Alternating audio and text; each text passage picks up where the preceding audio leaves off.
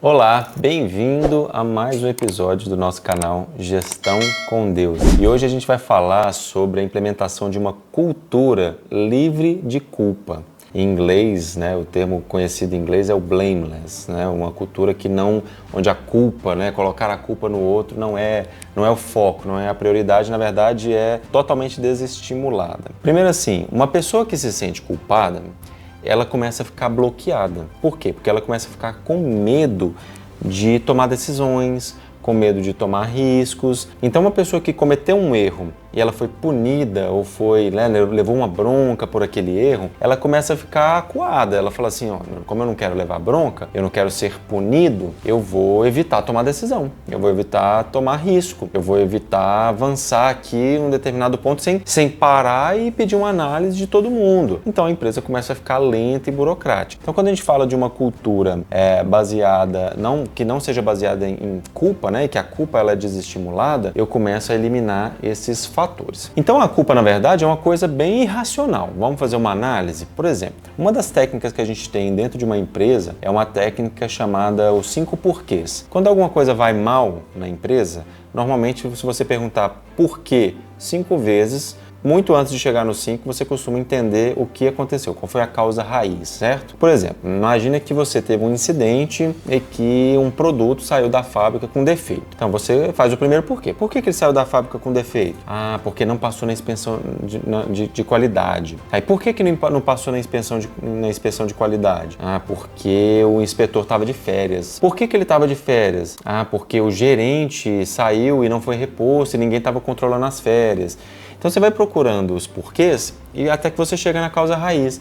Então o problema aqui é porque a gente deveria ter 2 gerentes, um gerente substituto, ou se o gerente sair, a culpa foi do gerente ter saído e o RH está desfalcado. Então você acaba encontrando potenciais causas que, se você atacar, você resolve aquele problema, você previne aquele problema. Então vou ter um gerente substituto, ou quando o gerente sair eu vou ter um gerente de uma outra área assumindo, ou quem vai controlar as férias agora é o RH. Então você consegue encontrar coisas que, se você atacar, você resolve a causa daquele problema e ele não volta a acontecer. Até aí tudo bem, mas se você reparar na essência dessa análise, eu tenho infinitos porquê, concorda? Eu posso dizer que o motivo é porque o RH não repôs muito rápido o suficiente, e não repôs porque está faltando gente porque não tem orçamento, e não tem orçamento porque não vende, e não vende porque o produto é ruim. Então, são infinitos os porquês que vão me levar até no final do fritar dos ovos aqui, ao dono da empresa que tomou uma decisão ruim,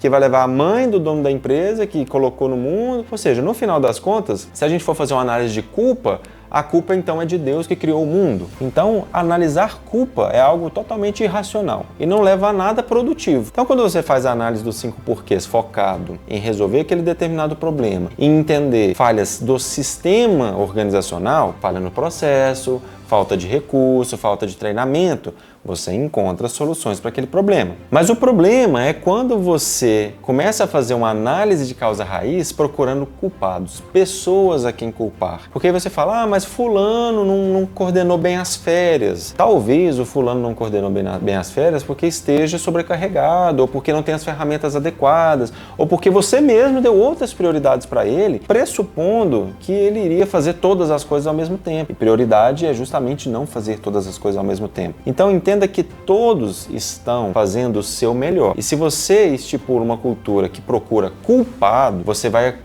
promover uma caça às bruxas. E o que as bruxas fazem quando elas são caçadas? Elas se escondem. Então, se você promove essa cultura, as pessoas vão deixar de tomar decisões. Elas vão começar a ficar mais retraídas em assumir riscos. Então, quando você pedir alguma coisa para esse gestor, ele vai dizer, não posso porque eu tenho que controlar as férias. Não posso porque não vou nem tentar porque eu não quero correr o risco de cometer um erro e de ser punido. Então, a cultura focada em culpar pessoas é uma cultura que desestimula a inovação, que desestimula a tomada de decisão. E não tem nada pior do que uma decisão que não é tomada. Quando você toma uma decisão, você tem acertos naquela decisão e você tem erros naquela decisão.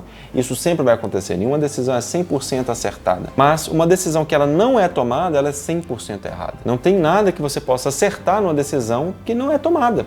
Você não tomou, você não decidiu. Então aquele problema que você precisava resolver permaneceu. Então você não ganhou nada e continuou com aquele mesmo problema. Então é 100% de chance de falha quando você não toma uma decisão. Então vamos aprender com o exemplo de Jesus. Olha só, nós estávamos no Éden e aí cometemos o pecado. Adão e Eva cometeram um pecado e elas foram expulsos do Éden. E durante 2.000 anos, 4.000 anos, a gente teve um processo em que a gente tentou, pelo cumprimento das leis de Moisés, nos aproximarmos de novo de Deus. Certo? Aí veio Jesus.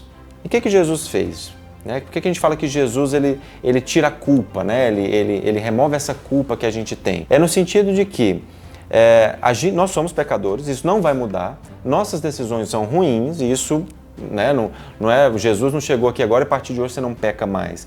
Não, mas a primeira coisa que Jesus fez foi o quê? Tirar a culpa. Quando ele tirou a culpa, a gente deixou de ser paralisado pela culpa do pecado. E uma nova esperança surgiu. Porque uma vez que eu não me sinto culpado pelos meus erros, eu tenho a ousadia de arriscar acertar de novo. Se eu me sinto culpado pelos meus pecados, eu fico travado. Eu falo, não sou pecador, sou um lixo e não consigo avançar e eu me sinto travado. Se eu estou livre da culpa, agora eu tenho uma porta aberta para uma nova esperança. E aí eu vou caminhar dali para frente e eu vou continuar e vou tentar acertar. Não é que eu vá aceitar que eu simplesmente sou pecador e pronto. Não, eu vou tentar acertar, mas sem o peso da culpa. Por isso que Jesus veio e fez o quê? Perdoou nossos pecados. Está perdoado. Esquece a culpa. Agora vamos pensar daqui para frente. É como se fosse um pai que te dissesse assim, volta para casa, todos os erros que você cometeu, eu perdoo, mas só volta para casa. E aí você volta para casa, se livre de culpa, porque você foi perdoado, concorda? Só que ao chegar em casa, o que acontece? Você começa a conviver com seu pai de novo. E o seu pai é um exemplo de perfeição. E você começa a aprender com seu pai. E você começa a melhorar enquanto espírito, alma, porque você convive com seu pai. E é como se Jesus fizesse a mesma coisa.